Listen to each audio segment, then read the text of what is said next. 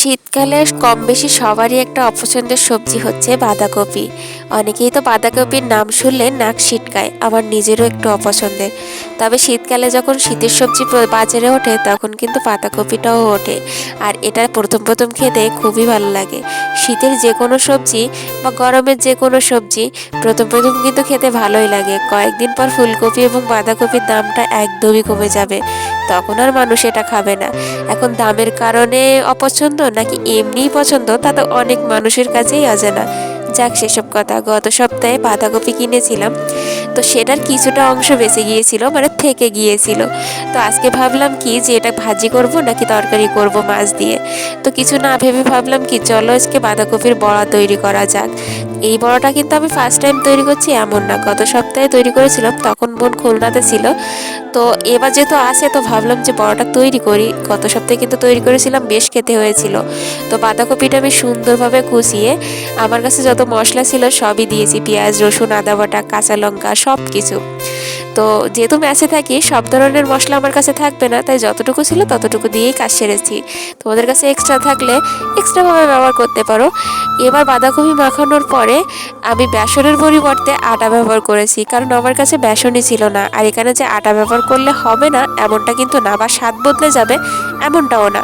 তবে ডালের বেসন ব্যবহার করলে খুব ভালো লাগে খেতে। যে আমি আটা ব্যবহার করে সুন্দরভাবে মেখে নিলাম। আর এখানে মাখানোর সময় আমি কোনো রকম কিন্তু জল ব্যবহার করিনি, সেটা তোমরা দেখেছো। কারণ পাতাকপি থেকে এক্সট্রা এমনিই জল বেরোয়, তো আর জল লাগে না। জল দিলে কি হয়, এটা খুবই নরম হয়ে যায়, তখন আর বড়াগুলো হতে চায় না। তো যেহেতু আমি পকোড়া তৈরি করব না, বড়া তৈরি করব, তো সেহেতু আমি অল্প তেলেই তৈরি করব।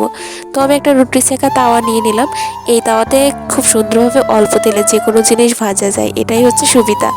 তো আমি অল্প তেলেই যেহেতু ভাজবো, ডুবো তেলে ভাজবো না, সেটা তো পকোড়া হয়ে যায়। আর আমি তো পকোড়া তৈরি করছি না, বড়া তৈরি করব। তো আমি অল্প তেলে রুটি সেকা তাওয়াতে খুব সুন্দরভাবে উল্টে পাল্টে ভেজে নিলাম। আর এই রুটি সেকা তাওয়াতে একটা সুবিধা আছে, যে কোনো জিনিস কিন্তু লেগে গিয়ে ভেঙে যায় না।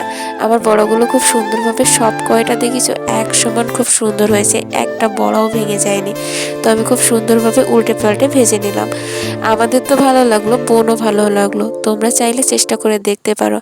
যারা বাঁধাকপি খেতে পছন্দ করো না তারা একবার হলে চেষ্টা করে দেখো, দেখবে খুব ভালো লাগবে। আর বাঁধাকপি ভাজি তরকারি বা অন্য কোনো কিছু থেকে বড়ার টেস্ট একটা আলাদা টেস্ট। যারা খেয়েছো তারা তো জানো, আর যারা খাওনি তারা অবশ্যই একবার চেষ্টা করে দেখো। আর সারাদিন যেহেতু আমি টিউশনি করি, ওইভাবে ভিডিও করা হয় না, তাই বাকি যেটুকু সময় পাই সেটুকু সময় রান্নাবান্নাই করি। আর রান্নাবান্নার ভিডিও করে তোমাদের সাথে শেয়ার করি। এমনটা নয় যে তোমাদের রেসিপি শেখাচ্ছি, আসলে নিজের মতো যেভাবে রান্না করি সেটাই আমার কাছে একটা রেসিপি। তোমাদের কেমন লাগলো অবশ্যই কিন্তু কমেন্ট করে জানাতে ভুলবে না।